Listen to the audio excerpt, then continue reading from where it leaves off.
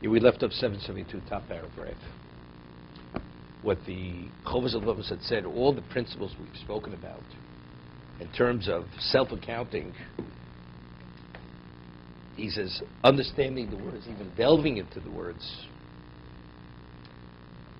you will not have full value until you reflect over and over and over, and every time you reflect on it, you'll be able to draw another level of understanding and be affected to a greater degree each time. He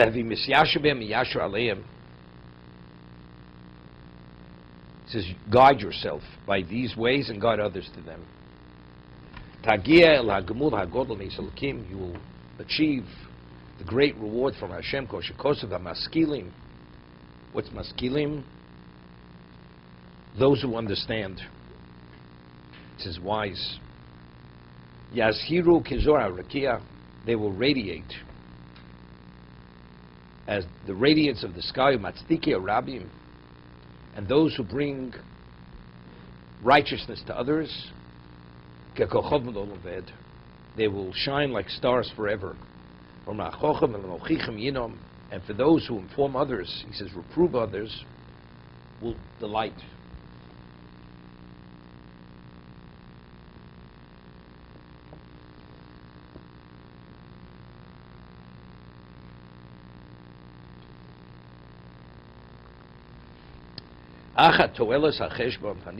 What is the benefit of the self-accounting, which has been mentioned? He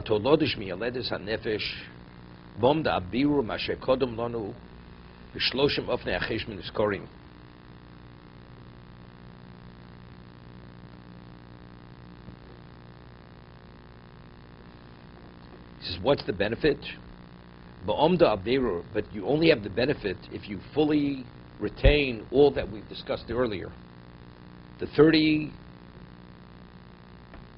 ways to do the self-accounting, to address 30 different aspects. V'avonis in your name, and understanding all their issues. V'tzuras mitziyosam, and their applications. V'amitas chiyuvam, and the truthfulness of the obligation to consider these. And one's soul has an interest drawing it upon itself based on its recognition, and to contemplate all these issues in one's mind.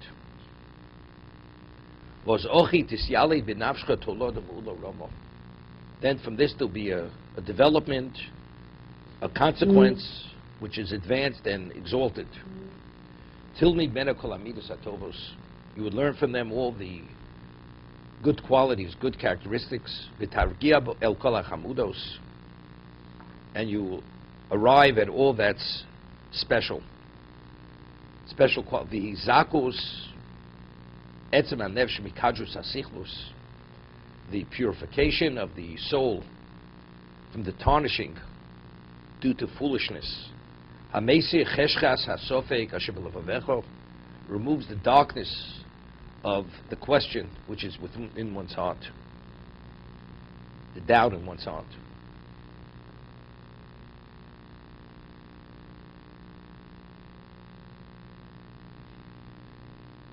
It's interesting. I always say, Ezel Chocham. Alan, Ezel Chocham.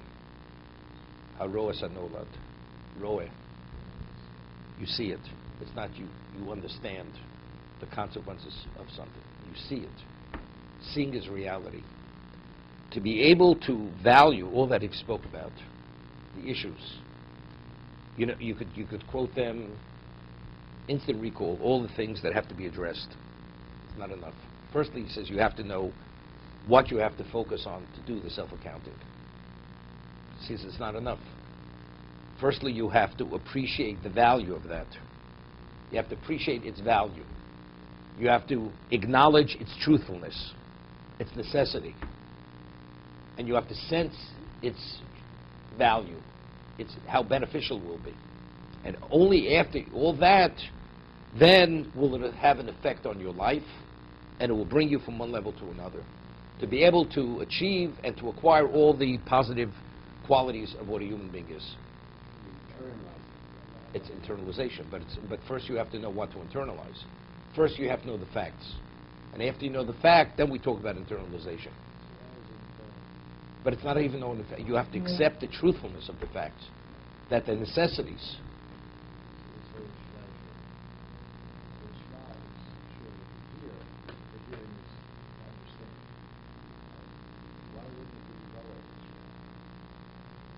I hear what you're saying. That's what it means.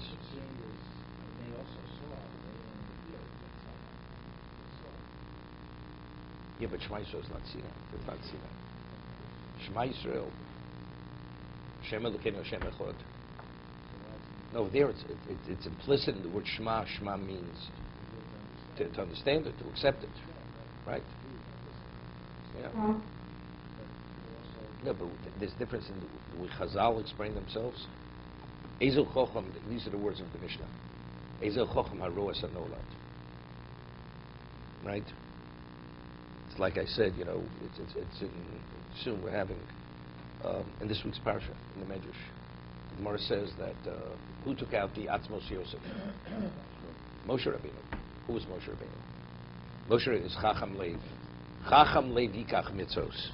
Everybody was busy borrowing the wealth of Egypt. What was Moshe? He was seeking out the remains of Yosef. But everybody knew that they couldn't leave Egypt until you were able to locate the remains of Yosef. So why wasn't everybody focused on what was Moshe focused on? Right? That's what it says. How did Moshe become wealthy? Not from the spoils of Egypt. Became wealthy for whatever, from the cuttings of the luchos. Right? That's how he became wealthy. Till then he had no wealth, Moshe Rabbeinu. Why? Because he was preoccupied with the Atzmos Yosef, with the remains of Yosef. So it says, Moshe, why did he seek out the remains? Chacham Lev Yikach Mitzos. Because he had an understanding, a grasp of that. Of course everybody knew it. But what they know, it'll probably be taken care of. But if you see it with absolute clarity that you don't leave Egypt without that, what does it mean not leaving Egypt? It's not enough knowing it. What are the ramifications not leaving Egypt? It's over. There will not be a Jewish people. You're not arriving at Sinai. It's not happening. Well, if somebody will locate, we don't have to worry. No, you have to worry about it. You know, many years ago, I heard from Rav Shvadron. It was a phenomenal Maggid. Shalom Shvadron, Zefraim Levrocha. He told over a story that there was a woman, this child had a head injury, a Meishorim, and this woman is running with the child, screaming and crying, and the child's head is wrapped in a towel, soaked in blood. That's how the child was bleeding. And the woman is frantic. And another woman stops the woman and says, calm down, it's not so terrible. No, it may be a head injury, but the head, bleeds and this and that. And then the woman goes and says, let me look at it. She uncovers the face of the child. It's her grandchild. She becomes more frantic. When it's the other person's child, calm down, it's okay. When it's your child, then all of a sudden you can't control yourself. So I'm saying, Ezel Chacham Rosan Nolad. If it's a person's personal problem, then you see it clearly. It'll be taken care of, it's okay. But if you're a wise man, you understand.